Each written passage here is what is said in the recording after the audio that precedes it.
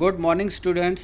आज हम changes around us को कंटिन्यू करते हैं। आज हम पढ़ते हैं सब topic 6.2 could there be other ways to bring a change.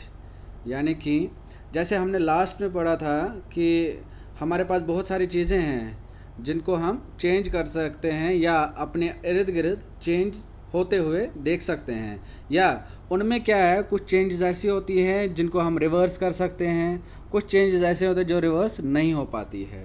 कुछ फिज़िकल चेंजेस होती हैं, कुछ केमिकल चेंजेस होती हैं, ठीक है। कुछ रिवर्सिबल है, कुछ इरिवर्सिबल है। इनका कॉन्सेप्ट हमने पीछे कुछ वीडियोस में ऑलरेडी डिस्कस किया है। अब कुछ चीज़ें जो है, जैसे यहाँ पे आप देख लीजिए, आपने ये सारे इक्विपमेंट्स, ये टूल्स यूज़ किए हैं घर में, ठीक है। ये आप देखिए, ये देखिए, ये देखिए, यानी कि हथौड़ा है, फावड़ा है, ठीक है, या हम जिसको कहते हैं शॉवल है, वो चीज़ है। अब अगर आप बेसिक चीज़ पे ध्यान दोगे, ये सारे के सारे इसमें दो प्रोडक्ट्स यूज़ किए गए हैं।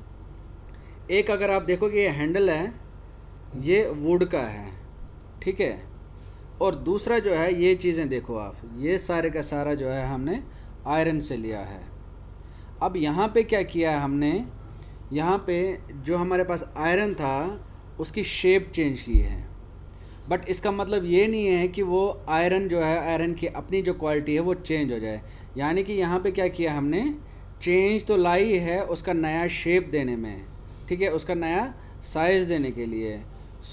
यहाँ पे भी कुछ चीज़ जो है हमारे पास, कुछ इक्विपमेंट्स ऐसे होते हैं, टूल्स ऐसे होते हैं जिनको हम यूज़ कर सकते हैं after changing its shape, size, colour, ठीक है।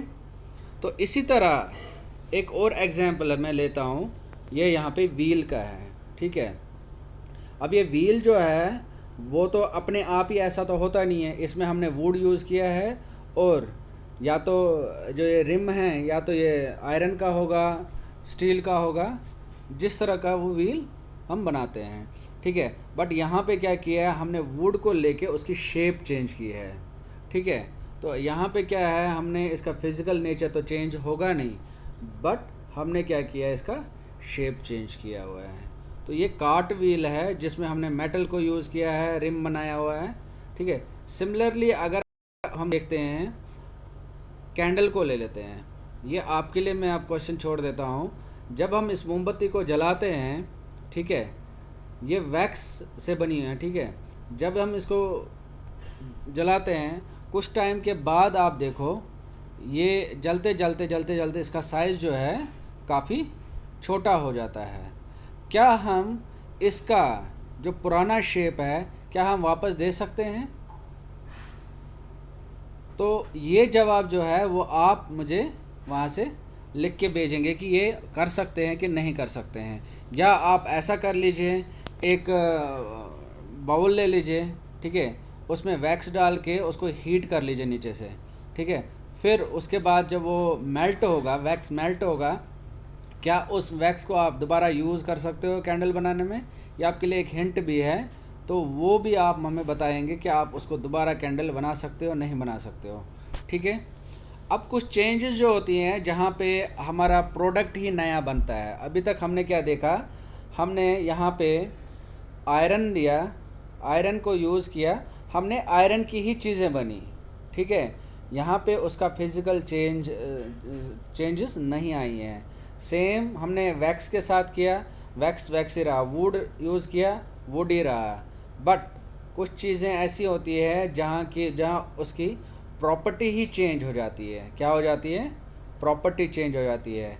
उसके लिए जो बेस्ट एग्जांपल है वो है दही, दूध से दही बनाना।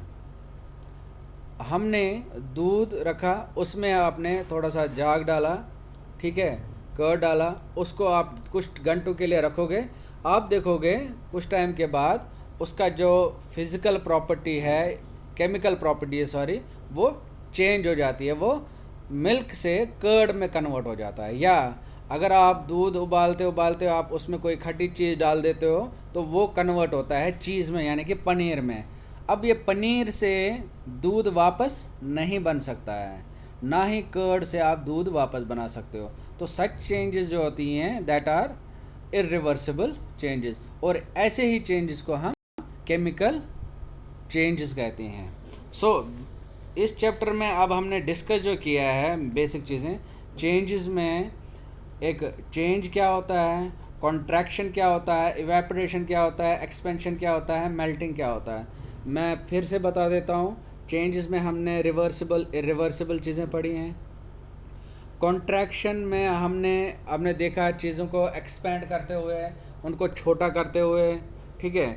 इवेपोरेशन का एग्जांपल हमने दिया था, आपने पानी लिया है, उसका उबाला, ठीक है, उबालने के बाद क्या हुआ, वो लिक्विड फॉर्म से गैसेस फॉर्म में कन्वर्ट हुआ, कैसे, वेपर्स की वजह से, ठीक है, वेपर्स बने। अगर उन्हीं वेपर्स को आप कूल डाउन करते हो या ऊपर जाते हैं, वो कूल डाउन होते हैं, कूल डाउन होने के बाद वो रेन ड्रॉप्स में हमारे पास वापस आ जाते हैं, यानी कि वो लिक्विड फॉर्म में दोबारा वापस आ सकता है, ठीक है। तो उसके बाद है एक्सपेंशन, रबर खींच लो, एक्सपेंड किया आपने। मेल्टिंग में लिक्विड है, फ्रीज़ किया आपने, ठीक है, फ्रीज़ करने के बाद उसको आपने फिर मेल्ट किया, हीट अप किया तो मेल्ट किया, या आयरन को मेल्ट किया, या आपने वैक्स को मेल्ट किया। तो हमने ये सारे चीज़ें जो है हमने इस चैप्टर में डिस्कस किए हैं। कल अब हम इसके क्वेश्चन आंसर करेंगे। तब तक के लिए थैंक यू वेरी मच।